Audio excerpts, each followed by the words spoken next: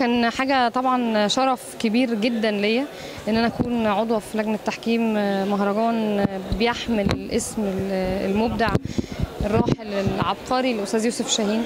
مبسوطه جدا ان انا كنت في لجنه التحكيم السنه دي، مبسوطه ان انا اصلا حتى كنت من الحضور.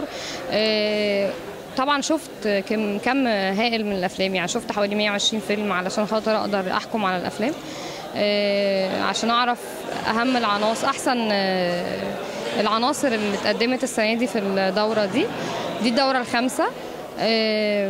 وده كان اول مره اشارك كعضوه لجنه تحكيم في اي مهرجان. استفدت كتير قوي، يعني انا اولا قبل ما اشوف الافلام ما كنتش عارفه انا هقيمها ازاي، وقلت انا هسيب الموضوع الاحساسي. انا اول مره اعمل كده، بس بشهاده اللجنه الحمد لله هم شايفين، او باداره المهرجان، ان انا من الناس الحمد لله اللي كانت اكتف قوي في نشاط. يمكن من كتر خوفي ان انا ابخس حق حد كنت بحاول اكون فير قوي، فكنت بتفرج على الفيلم 70 مره، يعني فاهمه، وبشوف فعلا مين اكتر حد يستاهل.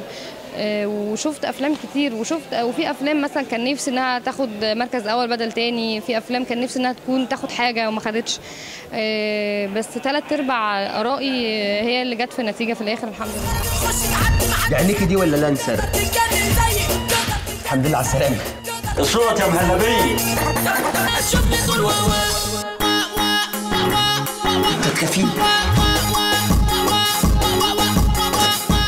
متفين. واحد صعيدي من الافلام اللي يعني كنت لما اشتغلتها بروح الجماعه، يعني احنا كنا برضو بطوله شبابيه، وانتاج الراحل عبد الواحد العشري كان زي اخويا الكبير الله يرحمه، كنت بعزه جدا وبحبه جدا وما زلت طبعا، هو اخويا الكبير وانا بحترمه جدا. الاستاذ عبد الواحد توفى واحنا شغالين في الفيلم، كان نفسي طبعا ان هو يتفرج معانا عليه، ولحد دلوقتي تصدقي ما عرفتش اشوف الفيلم. في الزمن ده اللي يخاف يتاكل حاف وينام من غير لحاف. اللي جابك من الارياف يا هنداف بلاش اسفاف. بصي، هو اولا كان في ظروف شويه في البلد، بعدها في فتره محمد سافر كان عنده مهرجان، وبعدين دخل مسلسل، وبعدين انا دخلت مسلسل. يعني انا ومحمد رمضان يمكن اكتر حاجات وقفت الفيلم. وبعدين بعد كده مرض الاستاذ عبد الواحد نهاية بوفاته، فتخيلي كل المشاكل دي اكيد وقفت الفيلم كتير، لكن ما كانش فيها مشاكل انتاجيه. يعني الراجل انتج الفيلم ده بفلوس كتير جدا، عمل على فكره احنا الفيلم الوحيد في 2014 اللي معمول لسه ب5 سينما. قلت له حاجه عن حضره العمده؟ قلت له اللي عارفه، لكن باين كدين طلعت ما عرفش حاجه، قاعد يسال ويستقص. بقول لكم ايه، اوعاكم تجيبوا سيره لحد بالحديث اللي قلته لكم ده، ما ناقصينش وجع راس. حاضر يا ماما. سلسله دم الجزء الثاني عاملاه مع واحده من اهم شركات الانتاج في مصر، شركه اوسكار وشركه الاستاذ لؤي عبد الله والاستاذ وائل عبد الله.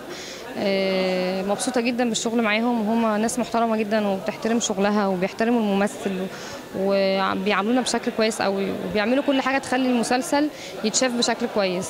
وبرده MBC مصر قناه من اهم القنوات اللي موجوده دلوقتي، فعلا عامله للشغل دعايه كويسه جدا، وعامله للمسلسل شيب كويس نازل بيه، فانا مبسوطه بيهم قوي.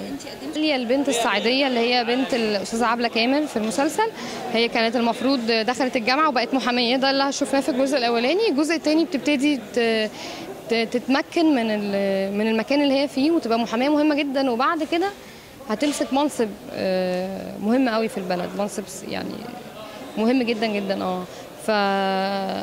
وبتحاول بقى تاخد حق اخوها طارق، اخوها اللي قتلوه في البلد يعني.